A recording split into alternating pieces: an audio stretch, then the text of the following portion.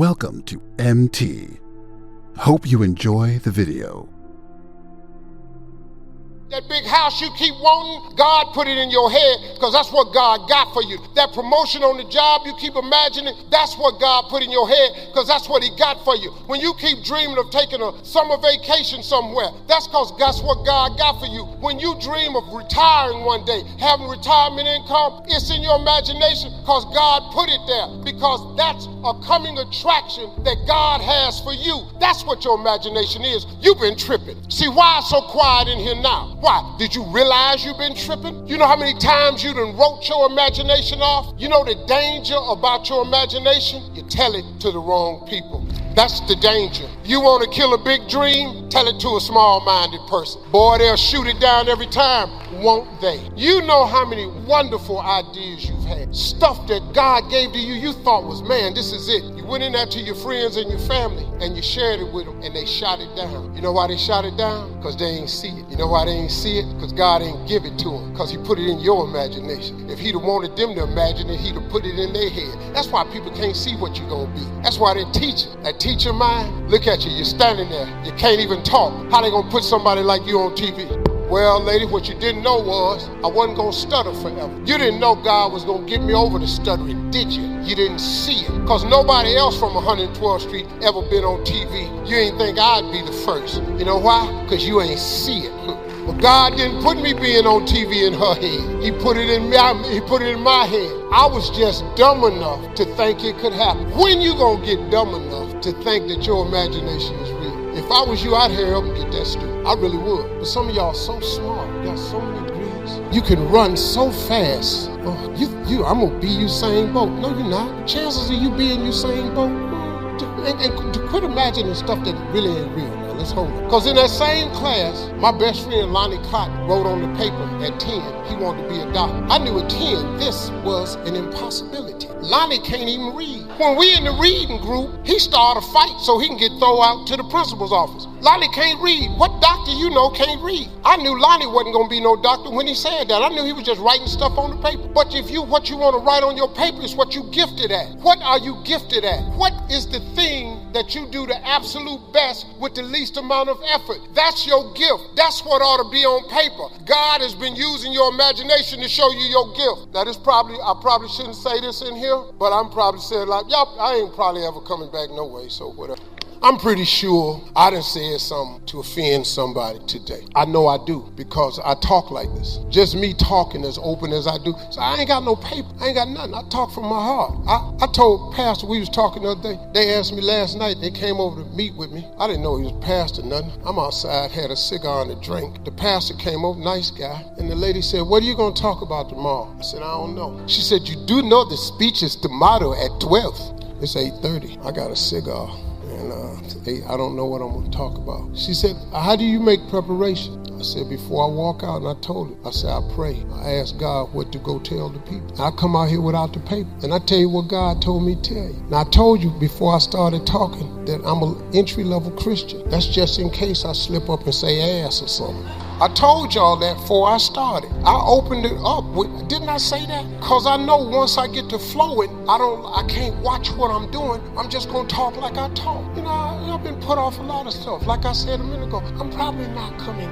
I don't appreciate him talking about the Lord that much. Well, okay, don't have me now. I didn't like the jokes. We're here for motivation. I didn't like the jokes. Well, okay, whatever. I'm telling you, somebody going to find something wrong with it. Somebody always finds something wrong with what you're doing, even if it's okay.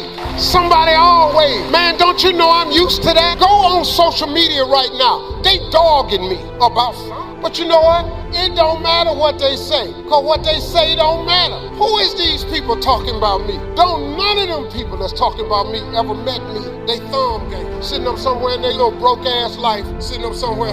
All you got is a cell phone. They did an article on me one time talking about Steve Harvey buys expensive cars. I told you I used to live in cars. That don't make no sense to you. Yeah, I buy expensive cars. Why you buy expensive cars? Because I used to live in one. What does that have to do? I say, because if all this go away, I'm living in that Rolls Royce right there. Man, I still have a hood mentality. You remember I told you a minute ago, don't try to change yourself, because you ain't got to change. You know God gonna work with you just the way you are. Somebody say, well, if you're gonna mention God, you need to stop all these jokes. This is what I do. I tell jokes. I tell jokes for a living. You know how much money I done made telling jokes? I told the dude when he hired me, I use humor because I hold people's attention with humor. See, Bill Cosby told me, okay, probably shouldn't have said that. I'm gonna have to get another mentor. I'm gonna have to start using other people as examples. Somebody interviewed me one time. Saw a picture with me and Bill Cosby. Bill Cosby got my sons in Morehouse. This lady said, you're still friends? How could you be friends with Bill Cosby? I said, because we was friends. How could you be friends with a man like that? I ain't know none of this. What is you talking to me for? I got the news when you got the news. He ain't never saying nothing to me about this. I had never heard of this. Well, are you still friends with him? I said, yeah. I find that despicable. I stopped and I said, man, can I ask you something? You ain't got no friends ever done something real messed up? My brother did something real messed up one time. He's still my brother. Still went on there to see him. I got friends that done something messed up. I got a partner in jail doing 3 life sentences. Still holler at him. He called me the other day. I'm waiting on him. You have a collect call from state penitentiary. I didn't hear that. Steve, what's up? I said, man, what's happening? Man, it's me, dog. I said, man, what's happening? You out? He said, no. I said, what you calling me on? I got a cell phone. Click.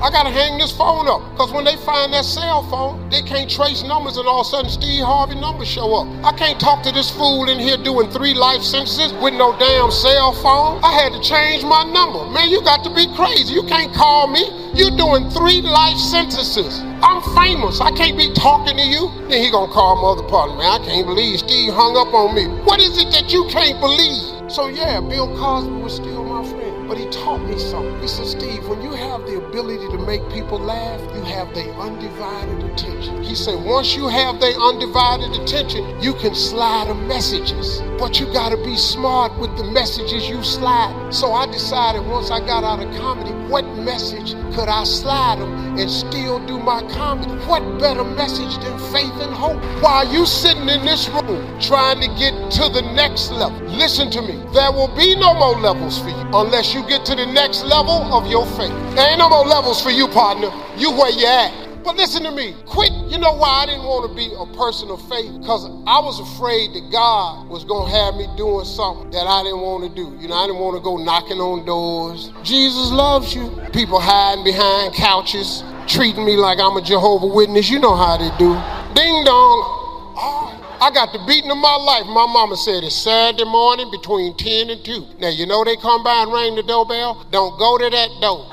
12 o'clock, ding dong. Hello, is your mama here? Wait a minute. Mama, it's the people at the door. Didn't I tell your black ass not to go to that door? What is you going to the door for? Who is at the door? Them people with them Bibles? Pow! I'm not here, and I told you not to tell nobody I was here.